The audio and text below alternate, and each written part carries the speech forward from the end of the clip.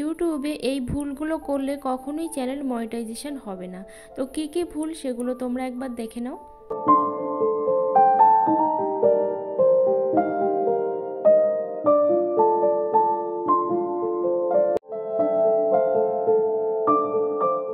Hello everyone, good morning. আমি Anumita, blogger অনুমিতাতে তোমাদের সবাইকে জানাই অনেক ভালোবাসার অনেক স্বাগত। আই হোপ তোমরা খুব ভালো আছো, সুস্থ আছো, আর আমিও ভালো আছি। তো এই যে পুরানো মেশিনটা, এই মেশিনটা এখন ঢেকে রেখে দিচ্ছি।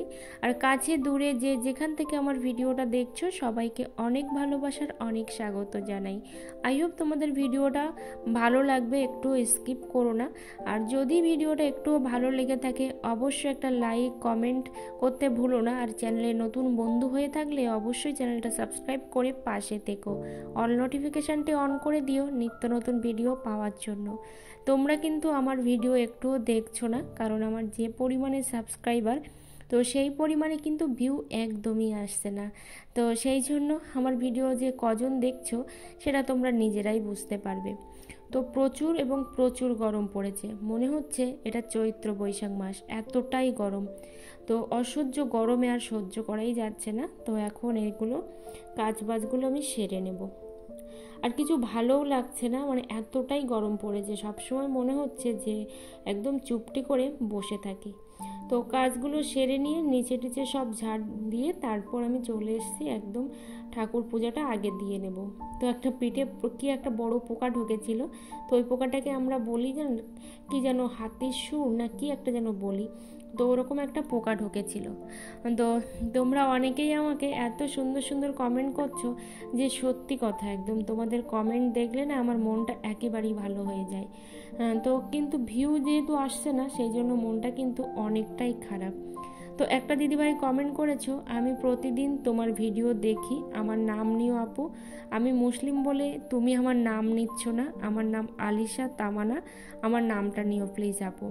তো এটা তোমার একেবারেই ভুল ধারণা, কারণ আমার কিন্তু অনেক মুসলিম দিদিভাইরা আছে যাদের নাম কিন্তু এবং চ্যানেলের নাম কিন্তু আমি প্রায় নিয়ে থাকি। সোমাস ডেলি ব্লগস দাস, খুব সুন্দর দিদিভাই, তো থ্যাংক ইউ সো মাচ। অঙ্কিতার ডেলি ব্লগ, খুব ভালো লাগলো তোমার ভিডিও, তো থ্যাংক ইউ। তো ঠাকুর ঘরের জলটা আমি এই গাছে সব দিয়ে দিলাম, আর আমার দেখো ঠাকুর পূজা হয়ে গেছে। আমি যতটা কম টাইমের মধ্যে দেখাই ততটা কিন্তু নয়, আমার মিনিমাম 1 ঘন্টা টাইম লাগে ঠাকুর পূজা দিতে। তো আর সবটা তো আর দেখানোটা পসিবল হয়ে ওঠে না। তো এই গোপাল সোনা গোপু সোনার ড্রেসটা কিন্তু আমার নিজের হাতে তৈরি। তো এখন আমি বসে পড়েছি, কি বলতো, ওই যে গতকালকের আগের দিন আমি নিয়ে এসেছিলাম একটা ওই কি বলে ওটা লাইলিন কাপড়, তো সেই কাপড়টা নিয়ে বসে পড়েছি। এখন আমি ব্লাউজের জন্য কাটবো, যেহেতু নতুন হাত বুঝতেই পারছো, তো অনেক ভুল হবে, কারণ ভুল না করলে মানুষ কখনোই শুধরাতে পারে না। আর সেই ভুল থেকে শিক্ষা নিয়েই কিন্তু তবেই মানুষকে শিখতে হয় যে না এইটা ভুল এটা সঠিক। তো এখন দেখো কাপড়টা আমি কাটতে বসেছি।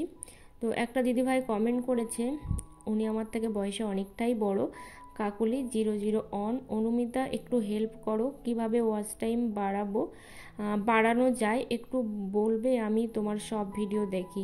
হ্যাঁ, উনি আমার সব ভিডিও দেখেন, আমি জানি। ওনার হচ্ছে কবিতার বেশিরভাগ কবিতায় আছে ওনার চ্যানেলে। তো একটা কথা বলবো, ওয়াচ টাইম বাড়ানোর জন্য সত্যি কথা রেগুলার ভিডিও দিতে হবে।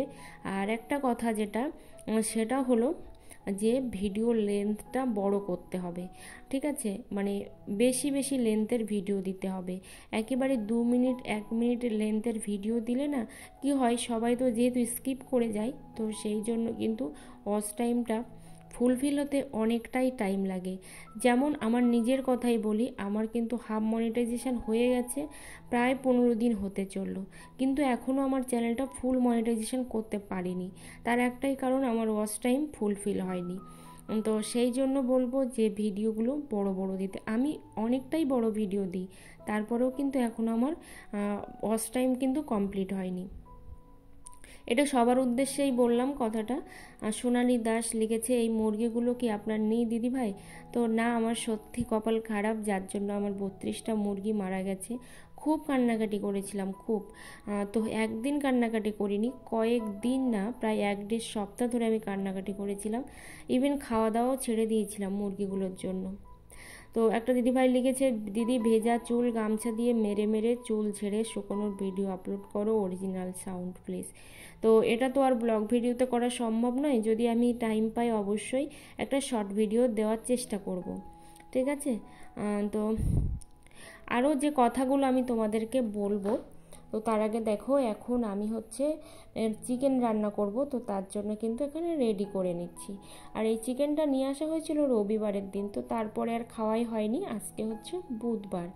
আর জানি না আমার ভিডিওগুলো তোমাদের কেমন লাগছে, যদি ভালো লেগে থাকতো তাহলে অবশ্যই ভিউ পেতাম, হয়তো তোমাদেরকে ভালো এন্টারটেন করতে পারছি না, যার জন্য আমার ভিউটা একেবারেই কমে গেছে। মানে এতটা থেকে এতটা কমে গেছে যে আমি কি বলবো, আমার ভাষা নেই আর কিছু বলার। যাই হোক, দেখো এখানে হচ্ছে আমি আলুটা ভেজে নিচ্ছি, আর হলুদটাও ফুরিয়ে গেছিলো, যার জন্য আমি কৌটাটা উপর করে ঢেলে দিলাম। আর এই চিকেনটা রান্না করছি 100 টাকার চিকেন, এটা কিন্তু আমাদের দুবেলায় হয়ে যাবে।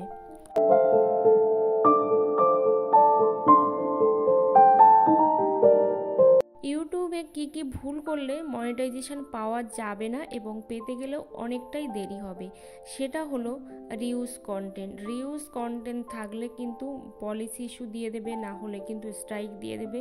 রিউজ কন্টেন্ট হলো যেগুলো একটা ভিডিও দুবার আপলোড করা, ঠিক আছে। তো এইটা কিন্তু করা যাবে না, একটা ভিডিও দুবার আপলোড করা। তারপর হচ্ছে কপিরাইট ক্লেম থাকলেও কিন্তু প্রবলেম করে মনিটাইজেশনের জন্য, তো কপিরাইট ক্লেম যেন না আসে সেই দিকটা কিন্তু খেয়াল রাখতে হবে। আর যাদের চ্যানেল অলরেডি মনিটাইজেশন হয়ে গেছে তাদেরকে বলবো কোনো মতেই যেন ভিডিওর মধ্যে কপিরাইট না আসে, তাহলে কিন্তু সেই ভিডিওতে কোনো রকম রেভিনিউ পাওয়া যাবে না। আরেকটা কথা হচ্ছে যে সব সময় দিতে হবে ফ্রেশ কন্টেন্ট। আর একটা কথা, ফ্রেশ কন্টেন্ট তো দিতেই হবে, আর তার সাথে সাথে যে ভুল করা যাবে না সেটা হলো কোনো রকম বেবিকে দেখানো যাবে না। আর বেবিকে দেখাতে গেলে কিন্তু ওখানে যখন আমরা ভিডিও পোস্ট করি তখন কিন্তু অপশান দেয়, ঠিক আছে। তো যেটা বড়দের জন্য নাকি ছোটদের জন্য এই অপশানটা কিন্তু দেয়, তখন কিন্তু ওখানে অপশানটা সিলেক্ট করতে হয় যে বড়দের জন্য। আর সবসময় চেষ্টা করতে হবে যে বেবিদেরকে যেন মানে কিস করা কিংবা খুব একটা বেশি নিয়ে জড়াজড়ি করা বা অন্যান্য ব্যাপার, এইগুলো কিন্তু অ্যাভয়েড করে চলতে হবে। না খারাপভাবে নিও না তোমরা, মানে এইগুলো কিন্তু মনিটাইজেশনের জন্য খুবই হচ্ছে গুরুত্বপূর্ণ। আর সাথে হচ্ছে অনেক সময় কিন্তু ভিডিও ডিলিটও করে দেয়, তোমরা অনেকেই খেয়াল করবে কিংবা অনেকের কাছে শুনবে, এটা কিন্তু হয়। তারপর যে বাচ্চাদেরকে স্নান করানো যেটা, তো বাচ্চাদেরকে স্নান করানো খালি গায়ে, এগুলোর জন্য কিন্তু ভিডিও ডিলিট করে দেয়। তারপর রক্ত দেখানো যাবে না, কোথাও কোনো রকম মানে বাজি ফুটছে এরকম কিছু দেখানো যাবে না, ওগুলো কিন্তু মানে ভায়োলেশনের আন্ডারে পড়বে, ঠিক আছে। তারপর এই যে আমরা মুরগি হাঁস এগুলো কেটে থাকি, এগুলোও কিন্তু কাটা দেখানো যাবে না। তো এইসব কাজগুলো কিন্তু একেবারেই করা যাবে না। তারপর যে গান মানে বন্দুক এগুলোও দেখানো যাবে না। তো আমি গিয়েছিলাম রান্না করতে করতে দোকানে, আমার গরম মশলা ফুরিয়ে গেছিলো, তো একদমই ভুলে গেছিলাম যে গরম মশলা নেই। হঠাৎ আবার রান্নাটা মানে অর্ধেকটাও অফ করে তারপর হচ্ছে আমি নিয়ে এইমাত্র আসলাম। দেখো 11:30 বাজে, তো রোদ্দুরের অবস্থা কি। কয়েকদিন আগে এতটাই হচ্ছে ঝড় বৃষ্টি হয়েছে, আর এখন এরকম সিচুয়েশান। তো আমার রান্না কমপ্লিট হয়ে গেছে, তো এখন আমি এই বাসনপত্রগুলো সব ধুয়ে নিচ্ছি। আর তোমরা প্লিজ আমার সাথে থাকো, আমার পাশে থাকো। আর আমি কিন্তু আমি এই লোগো দিয়ে মানে আমার এই চ্যানেল থেকে আমি তোমাদের ভিডিওগুলো সত্যি দেখতে পাচ্ছি না।